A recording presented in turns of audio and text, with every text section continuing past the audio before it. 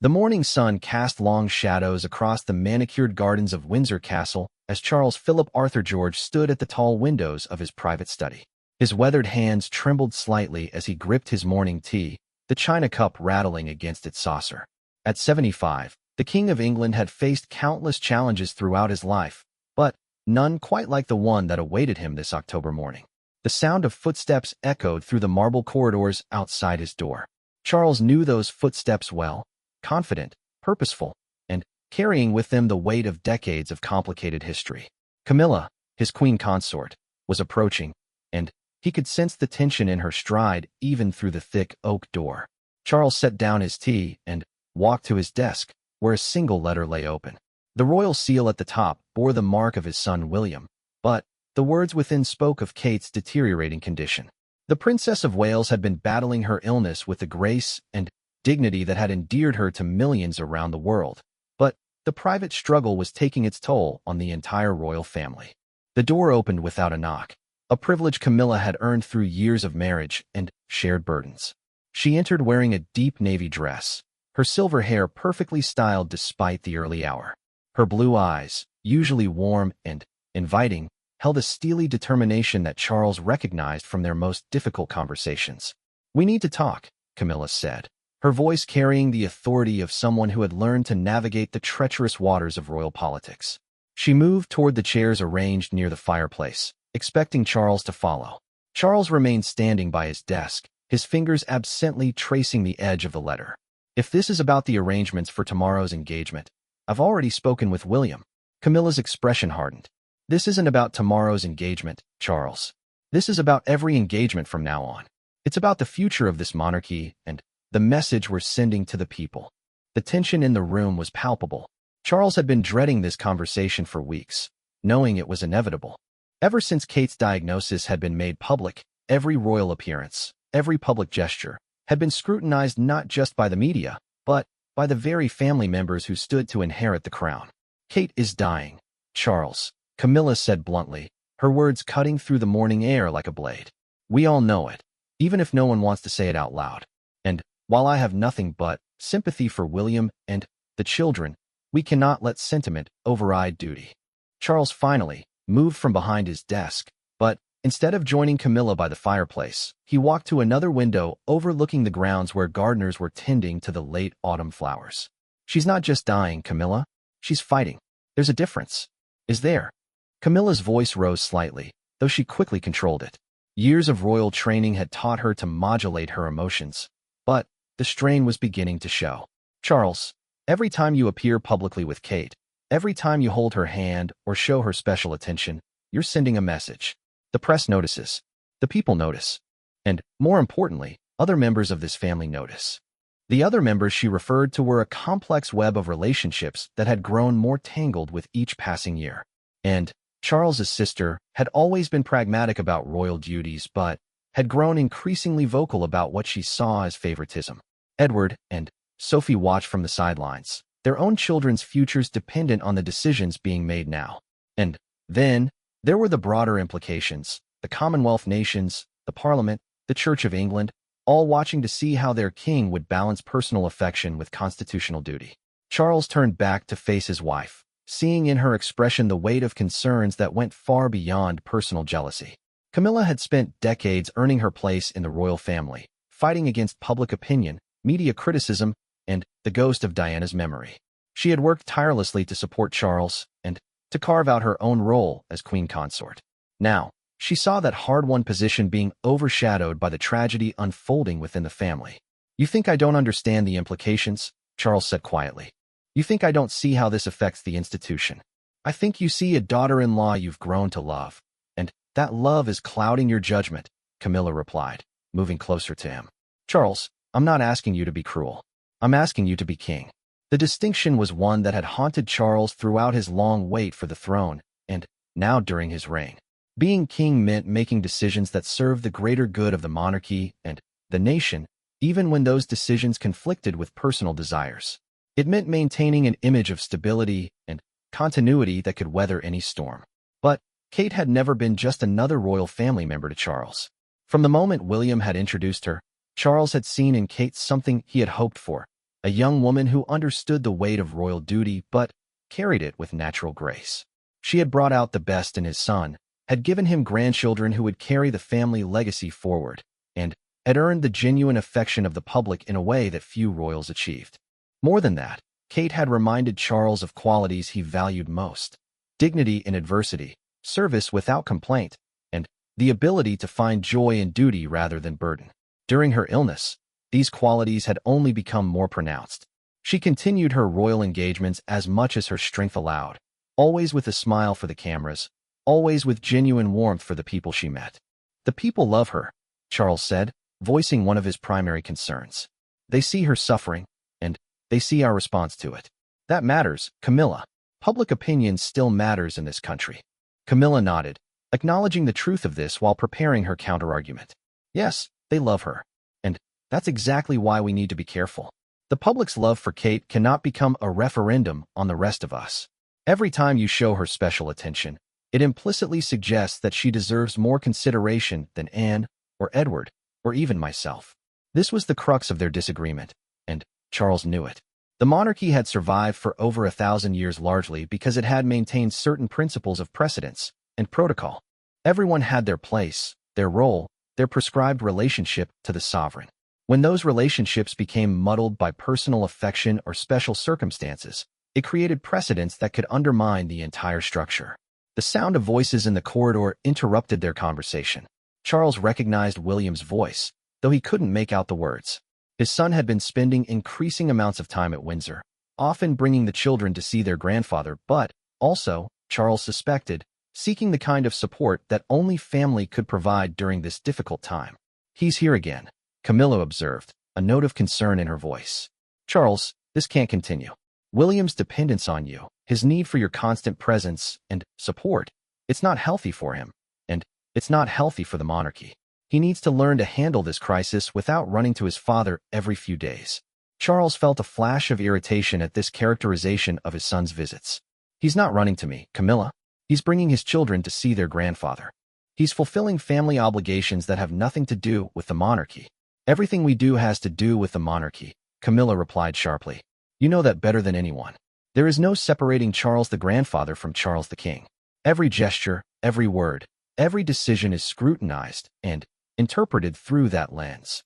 The door opened, and William entered without waiting for permission, a breach of protocol that spoke to his emotional state.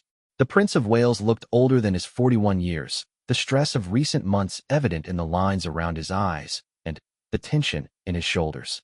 He wore a simple navy suit, but his usually immaculate appearance showed signs of distraction. "Father," William said, acknowledging Camilla with a brief nod before focusing entirely on Charles. "I need to speak with you about tomorrow's event." Charles felt the familiar tug of competing loyalties. Protocol dictated that he should address William's breach of etiquette, should remind his son that proper procedure required requesting an audience rather than simply appearing. But the pain in William's eyes overrode such considerations.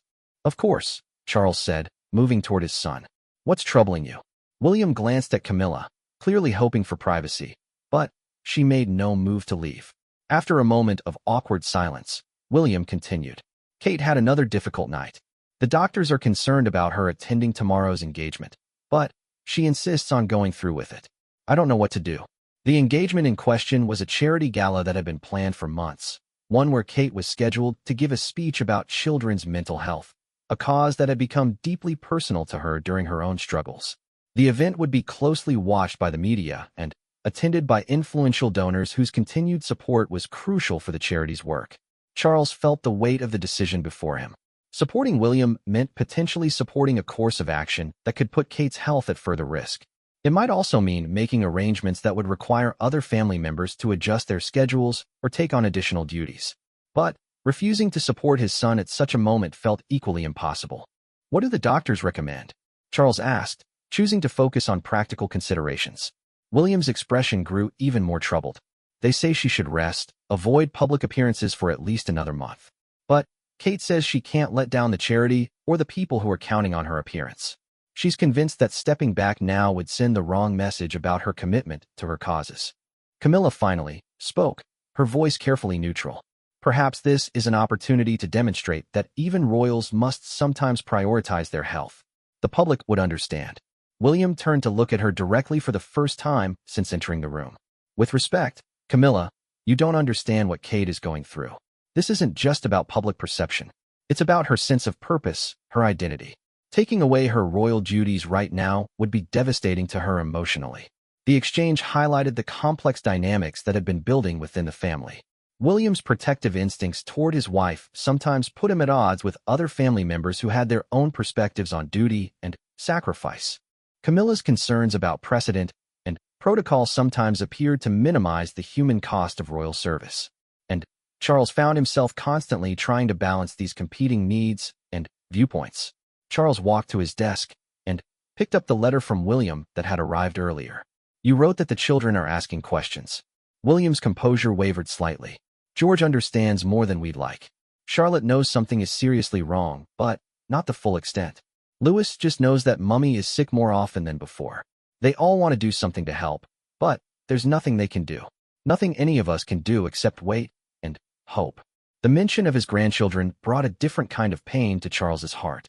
George, at 11, was old enough to understand the implications of his mother's illness for his own future. As third in line to the throne, he would someday inherit not just titles and responsibilities, but also the weight of the institution that was currently struggling to respond to this crisis.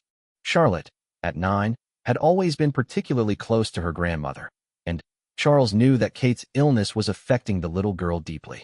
Louis, at 5, was perhaps the most protected from the full reality, but even he sensed the tension and sadness that had settled over the family.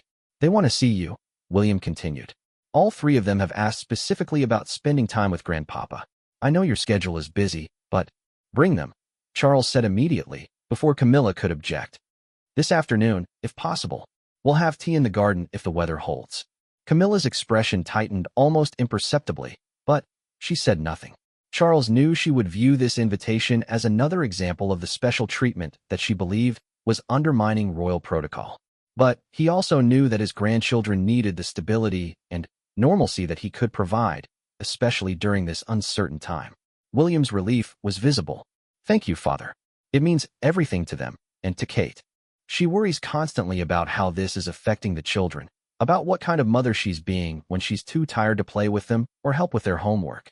This insight into Kate's private struggles hit Charles particularly hard. Throughout her years in the royal family, Kate had consistently prioritized her children above all other considerations. She had carefully balanced her royal duties with her determination to give George, Charlotte, and Louis as normal a childhood as possible given their circumstances. The idea that she was now questioning her abilities as a mother added another layer of tragedy to an already heartbreaking situation. Kate is an extraordinary mother, Charles said firmly. The children know that, and they will remember her strength during this time as much as her struggles. You must make sure she understands that. William nodded, but Charles could see that his son was also struggling with questions about his own role as a father during this crisis. How do you explain to young children that their mother might not recover? How do you maintain hope while preparing them for the possibility of loss? How do you continue with royal duties and public appearances when your private world is falling apart? The conversation was interrupted by the arrival of Charles's private secretary, who knocked and entered with apologies for the interruption. The schedule for the remainder of the day required attention, and there were several urgent matters that needed the king's immediate consideration. As William prepared to leave, he turned back to his father with one final request. Tomorrow night, after the gala, would it be possible for you to visit Kate? She's been asking for you specifically. I think she wants to talk about the future, about arrangements for the children if. William couldn't finish the sentence, but Charles understood. Kate wanted to discuss the provisions for her children's care and upbringing in the event of her death. It was a conversation that no parent should have to have, but one that responsible royals must consider given the unique circumstances of their lives. Charles looked at Camilla, seeing in her expression the conflict between her personal sympathies and her institutional concerns. Then, he looked back at his son, seeing the desperate hope that his father would provide the support and guidance that William needed during the most difficult period of his life. Of course, Charles said. I'll arrange to see her privately after the event. After William left, Charles and Camilla stood in silence for several minutes. The morning sun had shifted, casting different shadows across the room and highlighting the portraits of previous monarchs that lined the walls. Each of those men and women had faced their own crises, their own moments when personal desires conflicted with royal duty. "You're making this harder than it needs to be," Camilla said finally. Charles turned to face her, seeing not just his wife, but the woman who had stood by him through decades of public criticism and private struggle. "And you're making it easier than it should be." The statement hung between them, crystallizing the fundamental disagreement that would shape not just tomorrow's events, but the future of their marriage and the monarchy itself. As they prepared to face the day ahead, both knew that the decisions made in the coming hours would have consequences that extended far beyond their private feelings and preferences. The weight of the crown had never felt heavier on Charles's shoulders than it did in that moment, as he contemplated the impossible choice between being a king and being a father. The charity gala that evening transformed the ballroom at Buckingham Palace into a glittering showcase of British society's commitment to children's mental health. Crystal chandeliers cast warm light over tables adorned with white roses and gold accents, while distinguished guests in evening were mingled over champagne and canapes. The event represented months of careful planning, bringing together philanthropists, celebrities, government officials, and mental health advocates in support of a cause that had become increasingly important to the royal family. Charles arrived precisely at 7:30, resplendent in his formal evening wear, with Camilla beside him in an elegant emerald green gown that perfectly complemented the royal emerald she wore. They moved through the receiving line with practiced ease, offering warm greetings to major donors and taking time for meaningful conversations with the charity's key supporters. To outside observers, they appeared to be the perfect royal couple, united in their commitment to duty and service. But Charles's attention kept drifting toward the entrance, waiting for William and Kate's arrival. The couple was scheduled to appear at 8 o'clock, and Kate was expected to deliver the evening's keynote address about the importance of early intervention in children's mental health. The speech had been carefully crafted to draw on her personal experiences as a mother while avoiding any direct reference to her current health struggles. When the royal couple finally appeared, a subtle shift occurred in the room's energy. William looked distinguished in his evening wear, but there was a tension in his posture that spoke to the stress he'd been carrying for months. Kate, however, was stunning in a way that seemed almost ethereal. She wore a midnight blue gown that had been carefully chosen to photograph well under the ballroom's lighting, and her jewelry, a loan from the royal collection, caught the light with every movement. What struck Charles most profoundly was how Kate carried herself.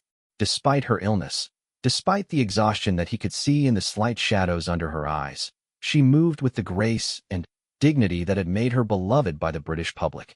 Her smile was genuine as she greeted guests, and her interest in their conversations appeared completely authentic. She embodied everything that Charles believed the monarchy should represent: service above self, dignity in adversity, and genuine connection with the people. Camilla's reaction to Kate's appearance was more complex. Charles could see his wife's appreciation for Kate's performance, because that's what royal appearances were, fundamentally, performances in service of larger goals. But he could also sense Camilla's growing concern about the attention that Kate was receiving and the implications of that attention for the royal family's long-term stability. The tension between Charles and Camilla had been building throughout the day. After William's morning visit, they had attended separate meetings and avoided further discussion of the Kate situation. But the underlying disagreement remained, creating an undercurrent of strain that both were working to conceal from their staff and the public. As the evening progressed, Charles found opportunities to spend time with William and Kate, ostensibly fulfilling his role as the senior royal present, but also providing emotional support to his son and daughter-in-law. During one such conversation, Kate quietly mentioned her appreciation for Charles's willingness to spend time with the grandchildren that afternoon. They needed that normalcy, she told him, her voice soft enough that only he could hear. George especially has been worried about so many things beyond his years. Having tea with Grandpapa in the garden helped him remember that some things remain constant, even when others are changing. Charles felt a tightening in his chest at her words. The idea that his 11-year-old grandson was carrying such heavy burdens seemed fundamentally wrong, but it was also an inevitable consequence of being born into the royal family. George would someday be king, and that knowledge already shaped how he viewed the world and his place in it. "The children are remarkably resilient," Charles replied. They have good parents who are teaching them how to handle difficult situations with grace. Kate's eyes filled with tears for just a moment before she composed herself. I worry about what I'm teaching them. About whether they'll remember me as strong or as sick. About whether my illness is overshadowing everything else in their lives right now. The vulnerability in Kate's voice made Charles want to reach out to her, to offer the kind of comfort that a grandfather might give to a beloved granddaughter. But they were in public, surrounded by guests and photographers, and every gesture would be analyzed and interpreted. Instead, he could only offer words of reassurance. They will remember you as brave, Charles said with conviction. They will remember that you continued to serve others even when you were struggling yourself. That's a lesson worth learning. From across the room, Camilla watched this interaction with growing unease. She could see the genuine affection between Charles and Kate, could see how Charles's protective instincts were being activated by Kate's vulnerability. What concerned Camilla most was not the affection itself, but the way it was playing out in such a public setting. Every photograph taken that evening would be scrutinized by the media. Every moment of interaction between Charles and Kate would be analyzed for its symbolic meaning. If Charles appeared to be showing Kate's special consideration, spending more time with her than with other family members, offering her additional support or deference, it would send a message about the royal family's priorities and hierarchy. Camilla had spent years carefully constructing her own position within that hierarchy. As queen consort, she held a specific rank and role that had been hard-won through decades of public service and private sacrifice. She had endured years of negative coverage in the press, unfavorable comparisons to Diana, and skepticism from a public that wasn't sure they wanted her to be queen. Now, finally, she had achieved a measure of acceptance and respect in her role. But Kate's illness and Charles's response to it threatened to upset the delicate balance that Camilla had worked so hard to establish.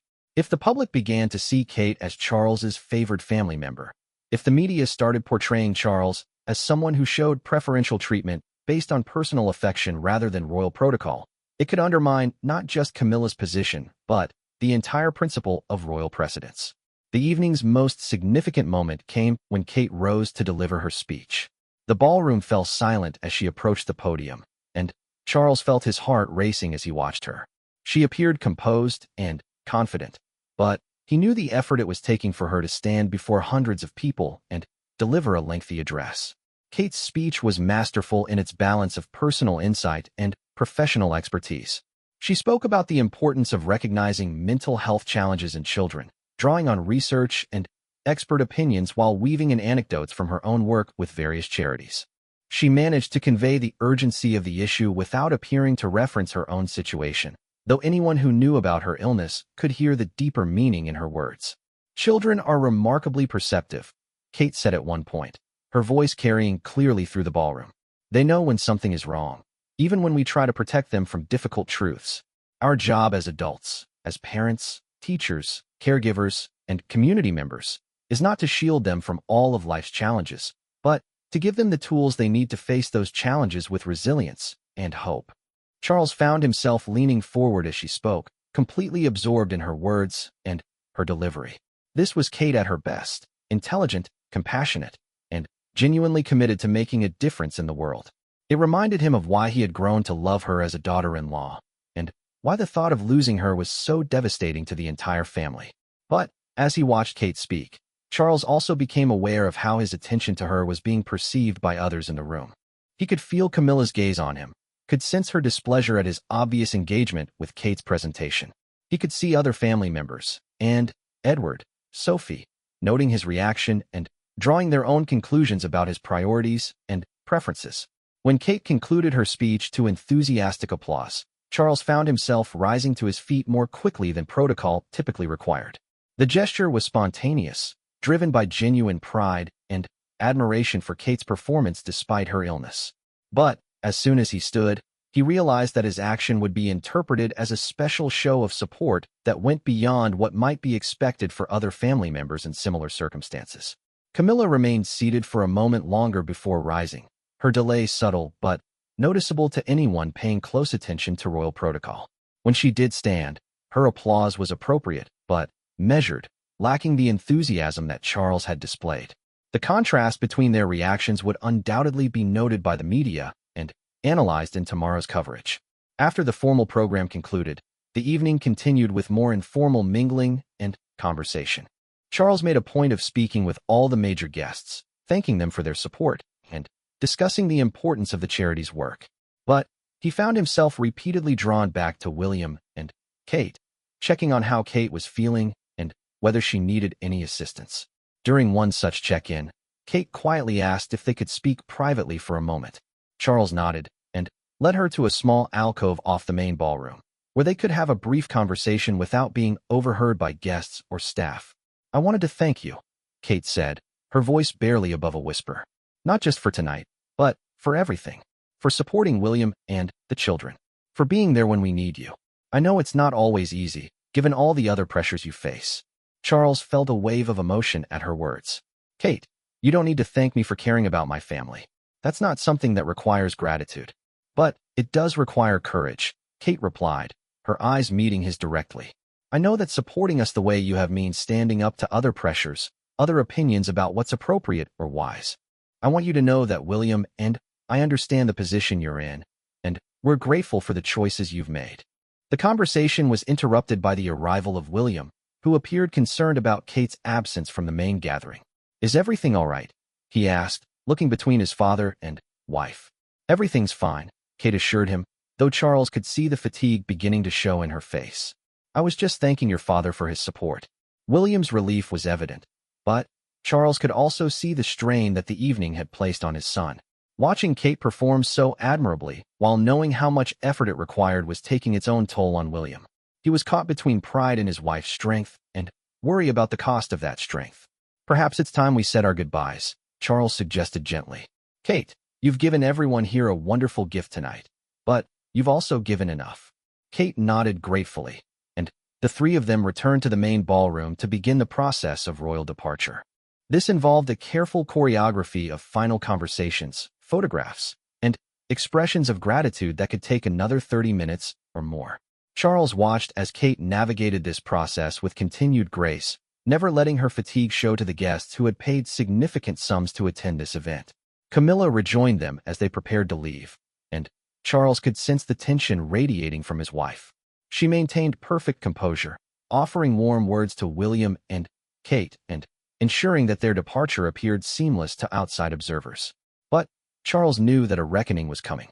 As the royal cars pulled away from Buckingham Palace, Charles found himself in the back seat with Camilla, both of them maintaining silence as London's lights flashed past their windows. The evening had been a success by most measures. The charity had raised significant funds. Kate had delivered an impressive speech despite her illness, and the royal family had fulfilled their public duties effectively.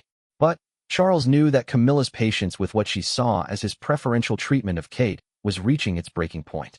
The way he had responded to Kate's speech, his obvious concern for her well-being, his willingness to interrupt other conversations to check on her, all of these actions had been noted and would need to be addressed. When they arrived at their private residence, Camilla finally spoke. "We need to talk about what happened tonight." Charles felt a familiar sense of dread. He knew that this conversation would force him to confront the fundamental tension between his personal feelings and his royal obligations, between his desire to support his grieving family and his need to maintain institutional stability. "Kate performed admirably," Charles said, hoping to frame the discussion in terms of professional assessment rather than personal preference. "Yes, she did," Camilla agreed. "But that's not what I'm concerned about. I'm concerned about your performance, Charles. About the message you sent tonight, with your obvious favoritism." The word favoritism hung in the air between them like an accusation. Charles understood that from Camilla's perspective, and from the perspective of royal protocol, that's exactly what his behavior had been. He had shown Kate special attention, had responded to her with obvious emotion, had prioritized her needs above strict adherence to royal precedents. "She's dying, Camilla," Charles said quietly. "Doesn't that warrant some special consideration?" "Not in public," Camilla replied firmly. "Not when every gesture is being photographed and analyzed. Not when other family members are watching and drawing conclusions about your priorities. Charles, you can care about Kate privately, but you cannot let that caring undermine the institution publicly." Charles understood the logic of Camilla's position, but he also felt a deep resistance to the coldness it seemed to require. How could he stand by and watch Kate struggle without offering support? How could he treat her illness as just another public relations challenge to be managed rather than a human tragedy deserving of compassion? What exactly are you asking me to do? Charles asked. I'm asking you to maintain appropriate distance, Camilla said, to support William and Kate within the bounds of normal family relationships, but not to signal through your public behavior that Kate deserves special treatment because of her illness. I'm asking you to be king first and grandfather second. The conversation that lay ahead would determine not just how the royal family navigated Kate's illness, but how Charles and Camilla's marriage would survive this fundamental disagreement about duty, compassion, and the nature of royal service. As they prepared to face that discussion, both knew that the stakes extended far beyond their personal relationship to encompass the future of the monarchy itself. The following morning brought an unexpected crisis that would test every principle and relationship within the royal family. Charles awoke to find his private secretary waiting in the study with urgent news. Photographs from the previous evening's gala had been released by several major publications, and the coverage was not what anyone had anticipated. The images told a story that the royal family's carefully orchestrated public relations machine had not intended to tell. Picture after picture showed Charles's obvious attention to Kate, his protective posture when standing near her, the genuine emotion on his face during her speech. But more damaging were the contrast shots. Images of Camilla's more restrained reactions, her measured applause, the subtle distance she maintained from Kate throughout the evening.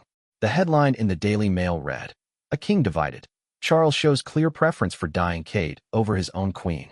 The article speculated about tensions within the royal marriage and questioned whether the king's personal feelings were compromising his judgment about royal protocol. Other publications picked up similar themes, with some suggesting that Charles's behavior indicated a lack of respect for Camilla's position as queen consort. Charles read through the coverage with growing dismay, understanding immediately how damaging these perceptions could be. The monarchy's strength depended on presenting a united front, on maintaining the illusion that personal relationships within the family were subordinate to institutional needs. The suggestion that the king was playing favorites, or that his marriage was strained by competing loyalties, threatened to undermine public confidence in the royal family's stability. But even as he recognized the public relations disaster unfolding, Charles felt a stubborn resistance to the idea that he should have behaved differently. Kate was facing a terminal illness with remarkable courage, continuing her royal duties despite her declining health, and maintaining her commitment to causes she cared about even as her own future grew uncertain. If supporting such behavior was a mistake, then Charles wasn't sure he understood what the monarchy was supposed to represent. Camilla entered the study without knocking, carrying her own copies of the morning papers. Her expression was grim, but not surprised. She had anticipated exactly this kind of coverage based on Charles's behavior the previous evening.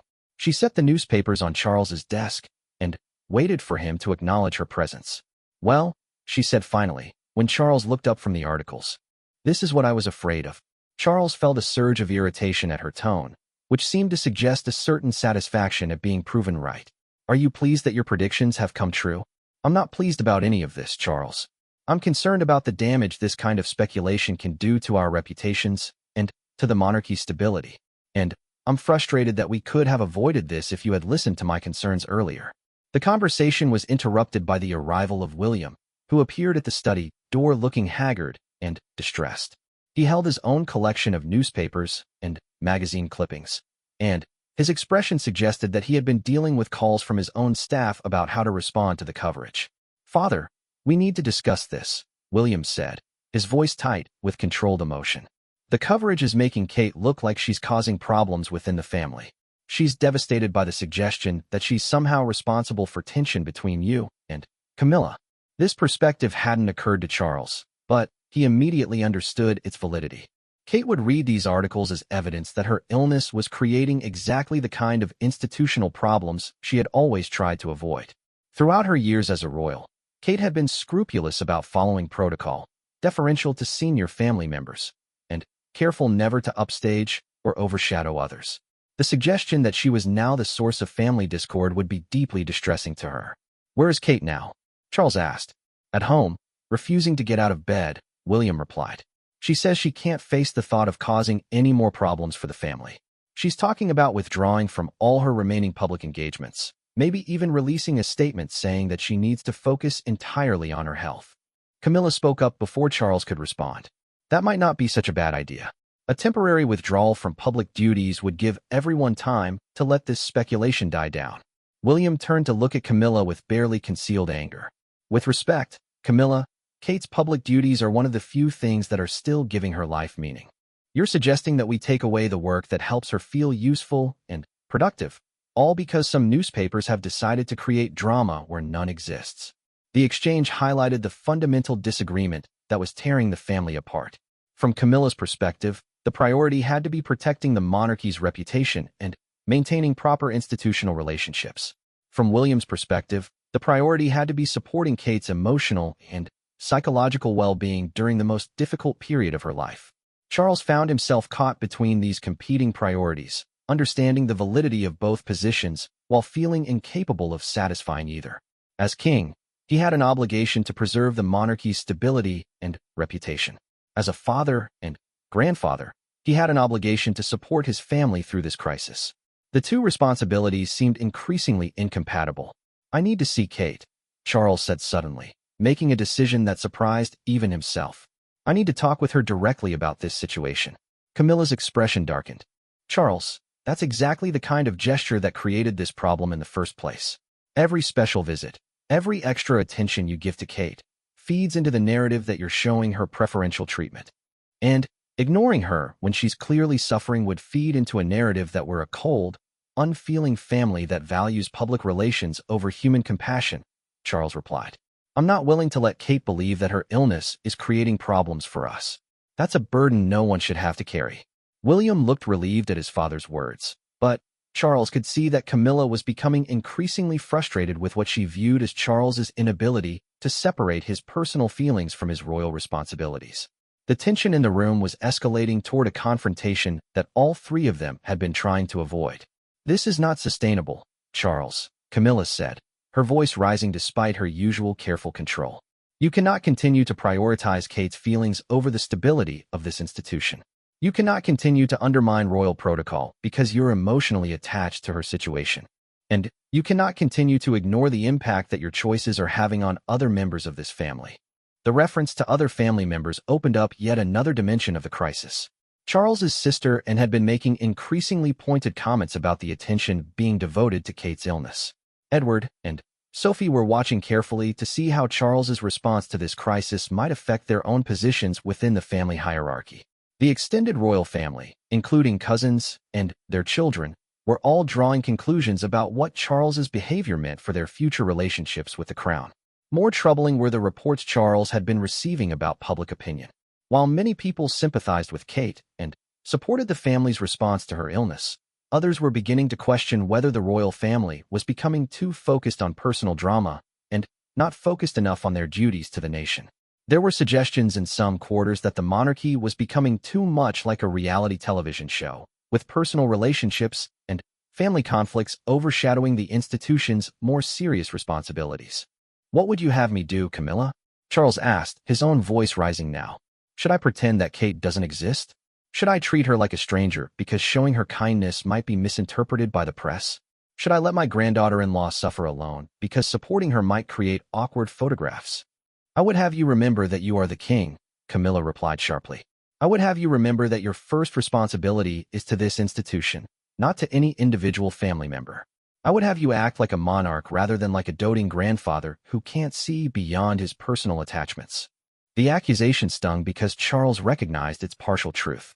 He was emotionally attached to Kate, and that attachment was influencing his decisions. But he also believed that a monarchy that couldn't respond with compassion to genuine human suffering was a monarchy that had lost its moral authority to lead. William had been listening to this exchange with growing distress, understanding that the conflict between his father and stepmother was really a conflict about him and Kate. The personal crisis in his family was creating institutional problems for the monarchy, and he felt responsible for both sets of difficulties. Maybe I should resign from the line of succession, William said suddenly, his words shocking both Charles and Camilla into silence. Maybe the solution is for me to step away from royal duties entirely. Take Kate somewhere private where she can focus on her health without worrying about the implications for the monarchy. Charles felt his heart stop at his son's words. The idea of William abandoning his royal responsibilities was unthinkable, but Charles could understand the desperation that had led to such a suggestion. William was watching his wife suffer, while simultaneously feeling responsible for the institutional problems her illness was creating. From his perspective, removing himself from the equation might solve both sets of problems. "That's not a solution, William," Charles said firmly. "That's surrender. And it would create far more problems than it would solve." "Would it?" William asked.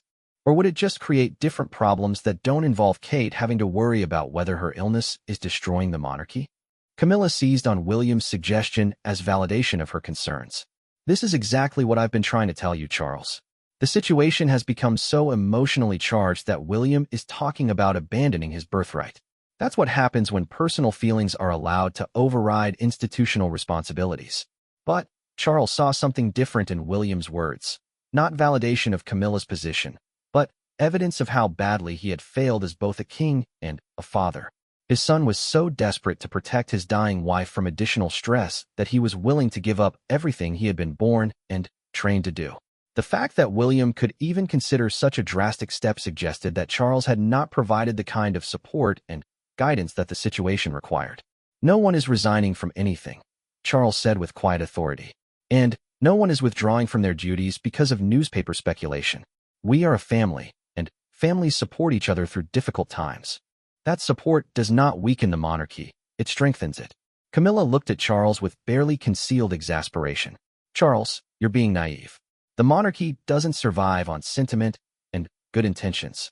It survives on discipline, protocol, and the careful management of public perceptions. What you're describing sounds lovely, but it's not realistic in the modern world." The philosophical difference underlying their conflict was becoming clear.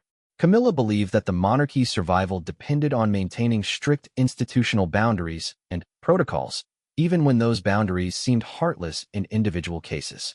Charles believed that the monarchy's survival depended on demonstrating that it could respond to human need with genuine compassion, even when that compassion complicated institutional relationships.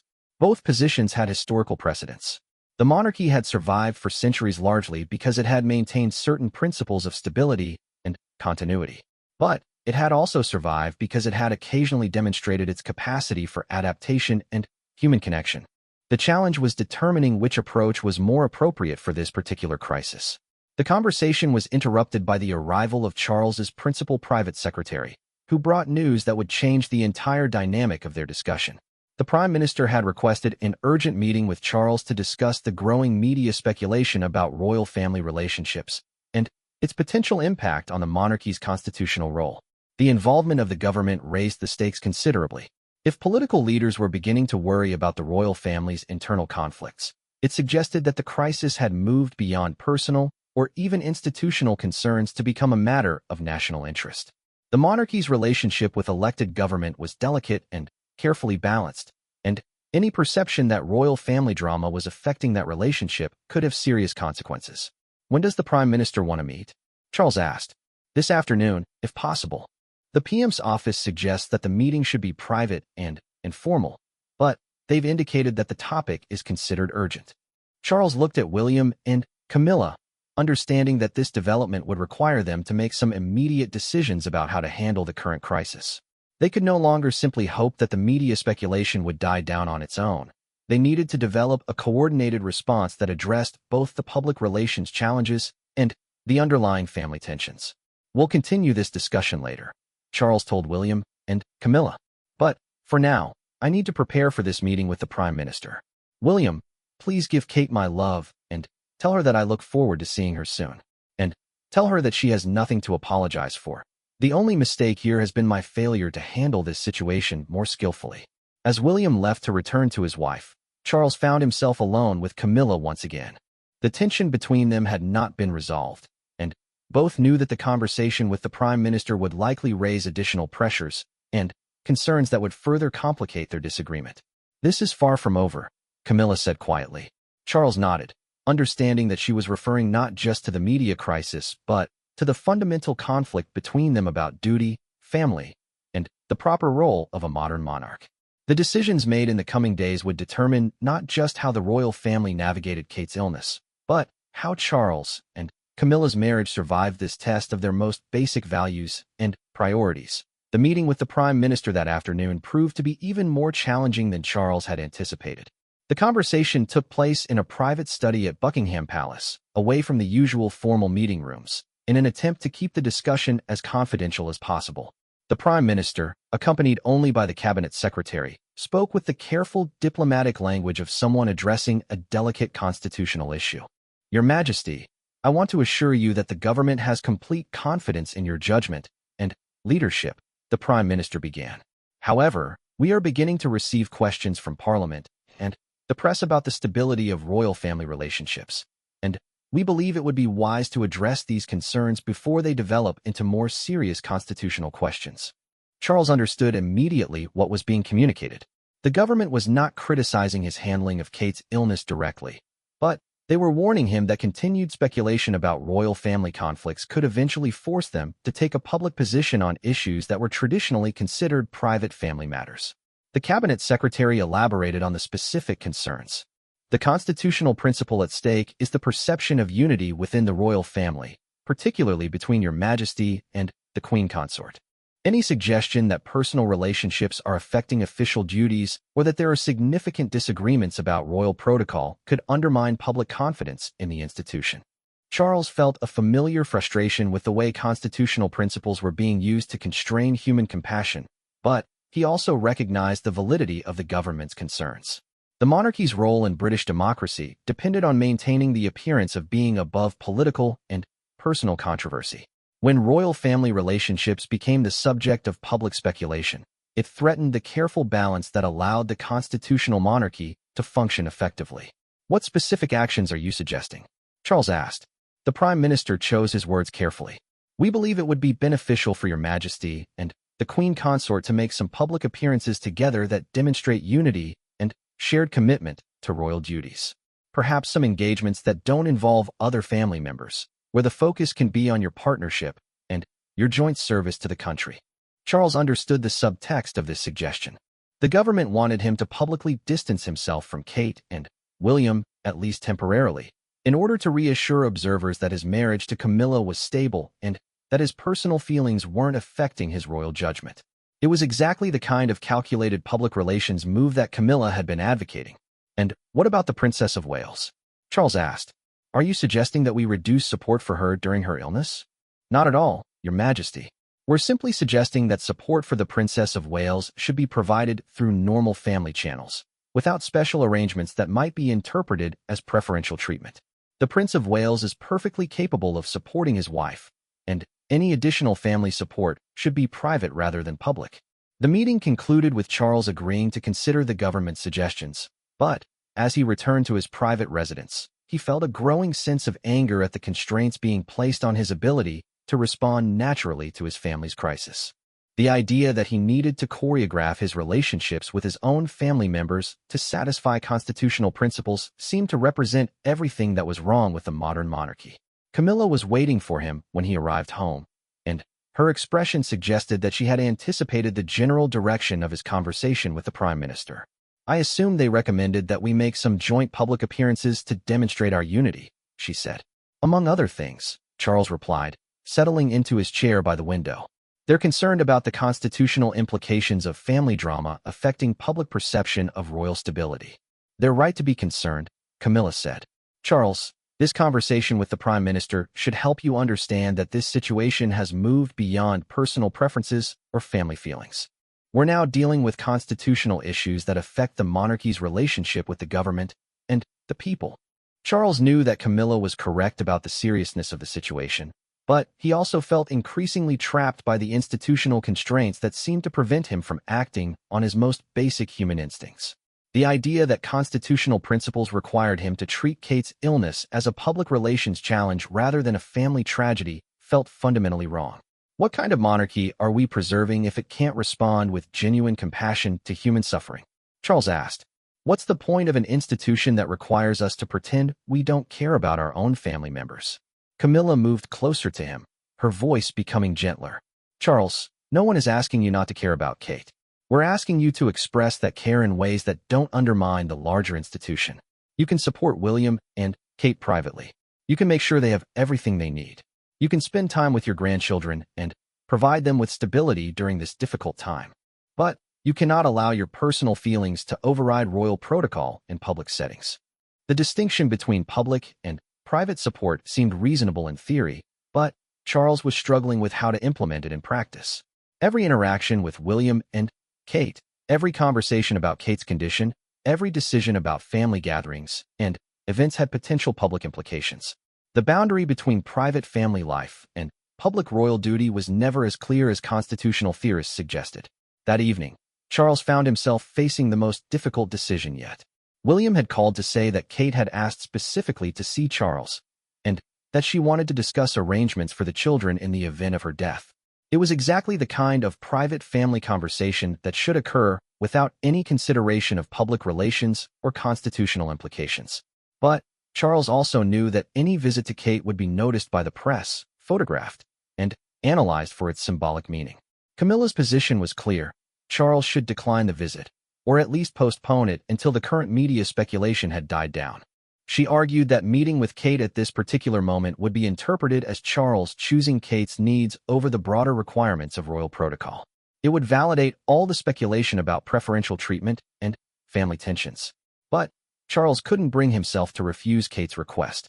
The idea that she might die without having the opportunity to discuss her children's future with their grandfather seemed unacceptable, regardless of the public relations consequences. This was one area where his responsibilities as a grandfather had to take precedence over his duties as king. "I'm going to see her," Charles told Camilla that evening. Not as a public gesture, not as a royal visit, but as a private family conversation between a grandfather and his daughter-in-law. The media will interpret it however they choose, but I cannot let constitutional concerns prevent me from having this conversation. Camilla's response was immediate and emotional. "Charles, you're making a mistake that will have consequences far beyond this one visit. You're choosing Kate over me, over this institution, over everything we've worked to build together. And you're doing it based on sentiment rather than reason." The accusation of choosing Kate over Camilla hit Charles particularly hard because he recognized its partial truth. His protective instincts toward Kate were indeed influencing his decisions in ways that complicated his marriage and his institutional responsibilities. But he also believed that Camilla was asking him to choose institutional considerations over basic human decency. "I'm not choosing Kate over you," Charles said. "I'm choosing to behave like a human being rather than like a constitutional symbol. If that's a mistake, then I'm willing to accept the consequences." The conversation that followed was the most heated exchange Charles and Camilla had shared since their marriage. Years of accumulated tensions about their respective roles, their relationships with other family members, and their different approaches to royal duty came pouring out. Camilla expressed her frustration with what she saw as Charles's inability to separate personal feelings from royal responsibilities. Charles expressed his frustration with what he saw as Camilla's coldness toward genuine human suffering. The argument revealed fundamental philosophical differences that had been masked by their general compatibility and shared commitment to royal service. Camilla believed that the monarchy's survival depended on maintaining strict institutional boundaries, even when those boundaries seemed heartless in individual cases. Charles believed that a monarchy that couldn't respond to human need with genuine compassion would lose its moral authority and public support. As the evening progressed, both Charles and Camilla realized that they had reached an impasse that couldn't be resolved through further discussion. They were operating from incompatible premises about duty, family, and the proper role of personal relationships in public life. Neither was willing to abandon their position, and both felt that the other was making a fundamental error in judgment. The next morning, Charles prepared for his visit to Kate with a heavy heart. The conversation with Camilla the previous evening had not ended in resolution, but rather in a kind of emotional exhaustion that left both of them uncertain about the future of their relationship. Camilla had made it clear that she viewed Charles's decision to visit Kate as a betrayal of their partnership and their shared commitment to the monarchy. But Charles felt that he had no choice. Kate's request to discuss her children's future was not something that could be postponed for the sake of public relations. As her father-in-law and the children's grandfather, Charles had responsibilities that transcended his royal duties.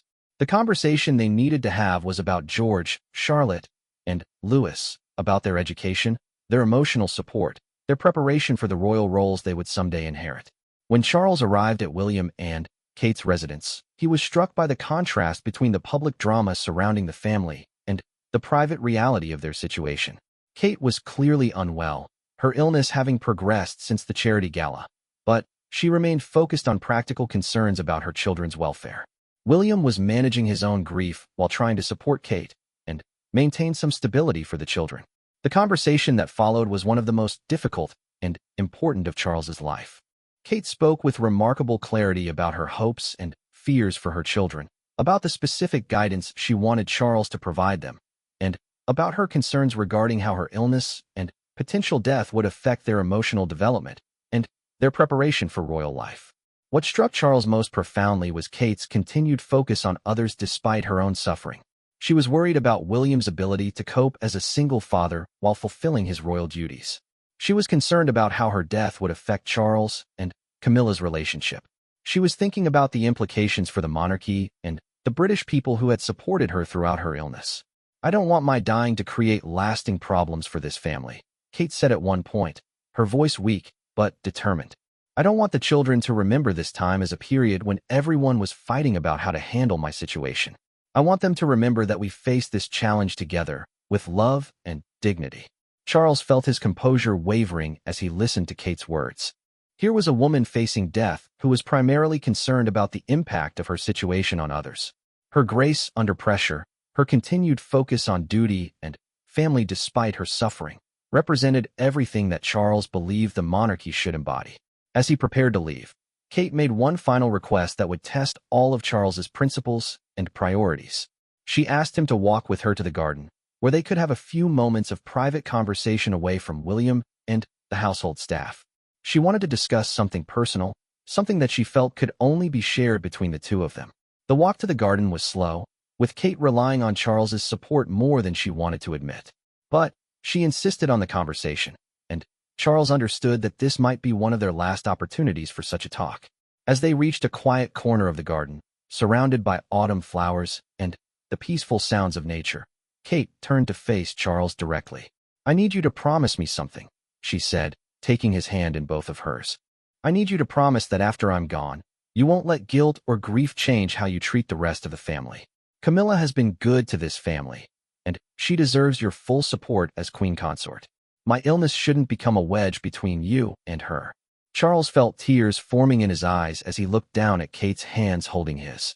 The physical contact was exactly the kind of gesture that had been causing so much controversy, but in that moment, constitutional considerations seemed irrelevant.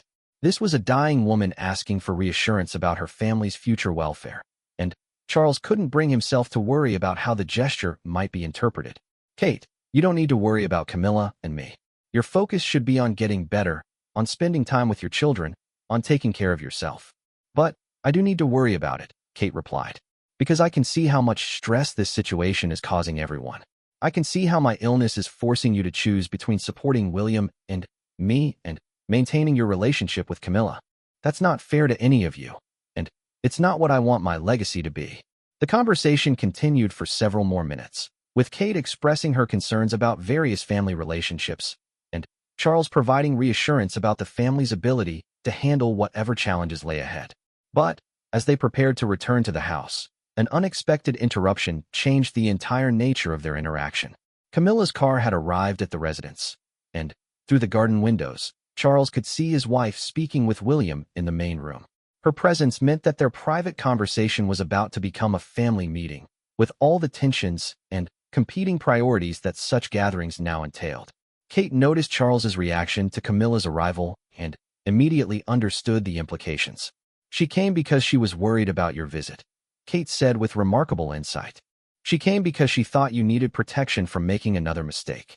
Charles felt a surge of conflicting emotions: irritation at Camilla's apparent lack of trust in his judgment, understanding of her concerns about his decision-making, and sadness that Kate was so perceptive about the family dynamics that her illness had created. As they walked back toward the house, Kate suddenly stopped and turned to face Charles one more time. "Whatever happens in there, whatever Camilla says or doesn't say, I want you to know that having your support during this time has meant everything to William and me. And I want you to know that I understand the position you're in. Being king and being a grandfather at the same time isn't easy, but you've done both beautifully. Charles felt his throat tighten with emotion as he looked at Kate's face, seeing in her expression the same combination of strength and vulnerability that had characterized her approach to royal life from the beginning. This woman had never asked for special treatment, had never demanded attention or consideration beyond what her role required. The fact that she was now worried about the trouble her illness was causing for others revealed the depth of her character and her continued commitment to putting family needs above her own. As they reached the door to the house, Charles knew that the conversation awaiting them inside would determine not just how the family handled the immediate crisis, but how they would remember this entire period in the years to come. Kate's plea for family unity, her concern about the impact of her illness on others, and her continued grace under pressure had created a moment of moral clarity that would guide Charles through whatever challenges lay ahead. The door opened, and Charles and Kate stepped inside to face whatever consequences awaited them, their hands briefly touching in a gesture that represented both the deep affection between them and the complex institutional pressures that such affection created in the modern royal family. Inside the sitting room, the atmosphere was charged with unspoken tensions as four people who loved each other found themselves on opposing sides of an impossible situation. William stood near the fireplace, his face showing the strain of trying to mediate between his father's compassion and his stepmother's institutional concerns. Camilla sat rigidly in one of the upholstered chairs, her posture conveying both her displeasure at Charles's decision to visit Kate and her determination to address the growing crisis. Kate moved slowly to her usual chair, accepting Charles's assistance with quiet dignity. Despite her obvious fatigue, she maintained the composure that had made her beloved by the British public throughout her years as a royal. Her presence seemed to calm the room's tensions, even as everyone understood that the conversation ahead would determine the family's path forward. Charles remained standing, positioned between his wife and his daughter-in-law in a way that seemed to symbolize his impossible position. He could feel Camilla's expectation that he would acknowledge the inappropriateness of his visit, could sense her waiting for him to demonstrate that he understood the constitutional implications of his behavior. But he could also see Kate's continued fragility, could understand William's desperate need for family support during the most difficult period of his life. "I came because I was concerned about the message this visit would send," Camilla said, breaking the silence that had settled over the room. "Charles, I know your intentions are good, but every gesture of special support for Kate is being interpreted as evidence of preferential treatment. The media coverage this morning included speculation about whether you're undermining my position as Queen Consort by showing obvious favoritism to Kate." William's reaction was immediate and emotional. "Camilla, with respect, my wife is dying. The idea that supporting her during this time somehow undermines your position seems..." He stopped himself, clearly struggling to find words that wouldn't escalate the conflict. "Seems what, William?" Camilla asked, her voice rising slightly. "Seems petty? Seems selfish? I understand that you're under enormous stress, but you need to understand that the monarchy is bigger than any individual family member, even one who is suffering. The institution has to survive beyond this crisis, and that means maintaining proper relationships and protocols even during difficult times." Kate spoke for the first time since they had entered the room, her voice quiet but clear. "Camilla is right," she said, surprising everyone.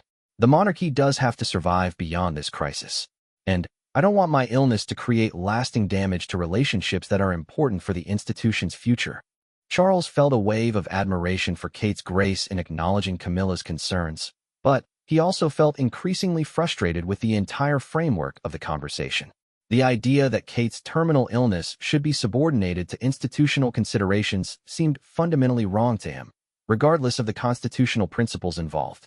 "The monarchy will survive," Charles said firmly, "but it will only deserve to survive if it represents something more than cold institutional calculation. If we cannot respond to genuine human suffering with compassion and support, then what moral authority do we have to lead this country?" Camilla's expression hardened at what she perceived as criticism of her position. "Charles, moral authority comes from doing your duty even when it's difficult, even when it conflicts with your personal preferences. Moral authority comes from serving the institution that serves the people, not from indulging your emotional attachments at the expense of constitutional principles." The philosophical divide that had been developing between Charles and Camilla for months was now fully exposed. Both believed they were fighting for the monarchy's future, but they had fundamentally different visions of what that future should look like. Camilla envisioned a monarchy that survived through strict adherence to protocol and institutional boundaries. Charles envisioned a monarchy that survived through demonstrating its continued relevance to human experience and moral leadership. William found himself caught between these competing visions while simultaneously dealing with his personal grief and fear about Kate's condition. Maybe we should focus on practical solutions rather than constitutional theory, he suggested.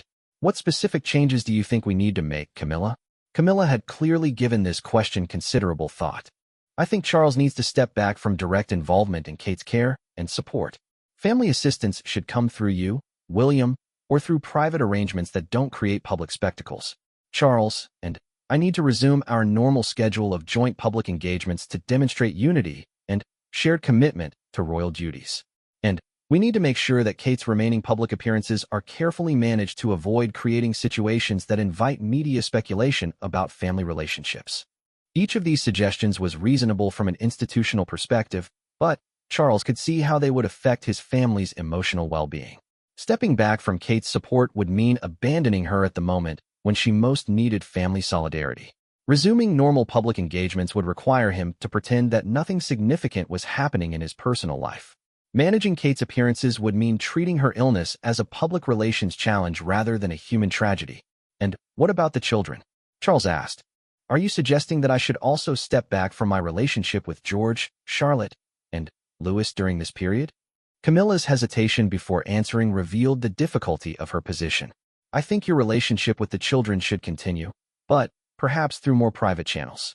Sunday lunches at Windsor, private family gatherings that don't attract media attention. The issue isn't your role as grandfather. It's the public perception that you're showing preferential treatment to William's family over other family members. Kate spoke up again, her voice growing weaker but her determination remaining strong.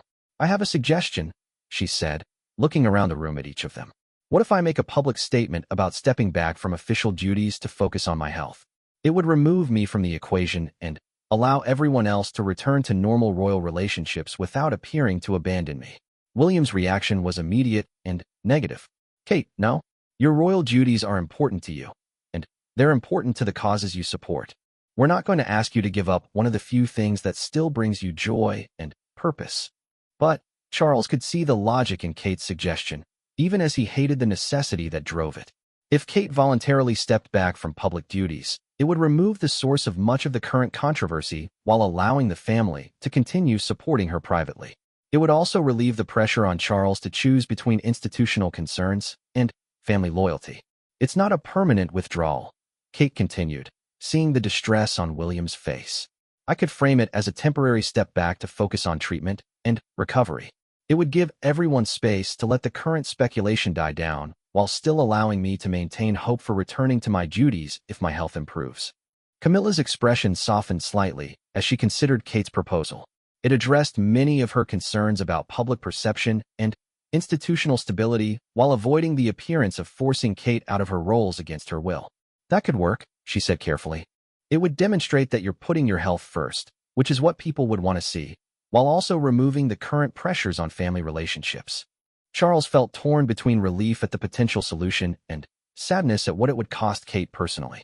He understood that she was essentially sacrificing her public role to preserve family harmony and institutional stability. The gesture was characteristic of her approach to royal life, putting others' needs ahead of her own, even when she was the one who most deserved support and consideration. I don't want you to feel pressured into this decision, Charles told Kate. If you want to continue your public duties, you should continue them. The institution exists to serve you, not the other way around. Kate smiled weakly at Charles's words, appreciating the sentiment even as she understood its impracticality. Charles, the institution serves the people, and sometimes serving the people means making personal sacrifices. I've known that since the day I married William. This is just another form of service. The conversation continued for another hour, working through the practical details of Kate's proposed withdrawal from public duties and the family's coordinated response to the current crisis. They discussed the timing of Kate's statement, the specific language that would be used, and the arrangements for her private care and support. Throughout these discussions, Charles found himself increasingly impressed by Kate's grace and wisdom, even as he grieved the circumstances that made such sacrifices necessary. As the meeting concluded, Camilla prepared to leave with a sense that the immediate crisis had been resolved. Kate's voluntary withdrawal would address the public relations challenges while maintaining family relationships. Charles's support for Kate could continue privately without creating constitutional complications. The monarchy's stability would be preserved while still allowing for appropriate family compassion. But Charles felt less satisfied with the resolution. While he understood its necessity and appreciated Kate's willingness to make sacrifices for the greater good, he also felt that they had collectively failed to find a solution that honored both institutional needs and human values. The idea that a dying woman had to give up meaningful work to preserve other people's comfort with royal protocol struck him as evidence of institutional priorities that had become distorted. As Camilla moved toward the door, she paused to speak with Kate directly. "I want you to know that I don't take any pleasure in this solution," she said, her voice genuinely soft. "I know how much your royal work means to you, and I hope that your health will improve enough for you to return to those duties someday." Kate nodded gratefully at Camilla's words, understanding that they represented a genuine attempt at reconciliation. "I know you've been in a difficult position throughout this situation," Kate replied. "Thank you for caring about the monarchy's future, even when that care requires making hard decisions." The exchange between Kate and Camilla provided a moment of healing that had been absent from much of the recent family tension. Both women understood that they had been placed in opposition to each other by circumstances rather than by any personal animosity. Both were committed to the monarchy's success and the family's welfare, even though they had different perspectives on how to achieve those goals. After Camilla left, Charles remained with William and Kate for a few more minutes of private conversation. The emotional toll of the afternoon was evident on all three of them, but there was also a sense of relief that they had found a path forward that preserved family relationships while addressing institutional concerns. "I want you to know how proud I am of both of you," Charles told William and Kate. "The grace and dignity you've shown during this impossible situation reflects the best values of our family and our institution. Kate, your willingness to make sacrifices for the greater good is exactly the kind of service that makes the monarchy worthy of the people's respect." William took his wife's hand, a gesture that reminded Charles of the central relationship that had been at the heart of the entire crisis. The love between William and Kate, their commitment to each other and their children, had been both the source of the family's emotional challenges and the inspiration for its eventual resolution. "We'll get through this together," William said, looking at both Kate and Charles. As a family, whatever else happens. Charles felt a deep sense of gratitude for his son's words and for the opportunity to continue supporting his family through this crisis, even if that support would need to be more private and carefully managed than he had originally hoped. The compromise they had reached was imperfect, but it preserved what was most important, the relationships that would sustain them through whatever challenges lay ahead. As Charles prepared to leave, Kate asked for one final moment of private conversation.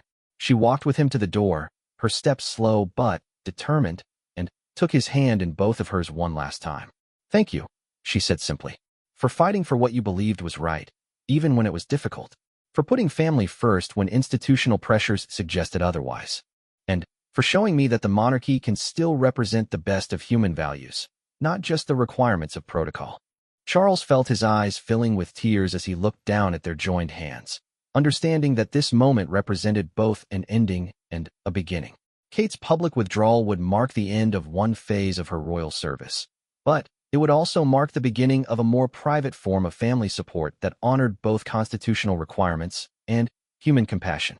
The silent plea that had characterized their relationship throughout this crisis, Kate's unspoken request for continued family love and support, Charles's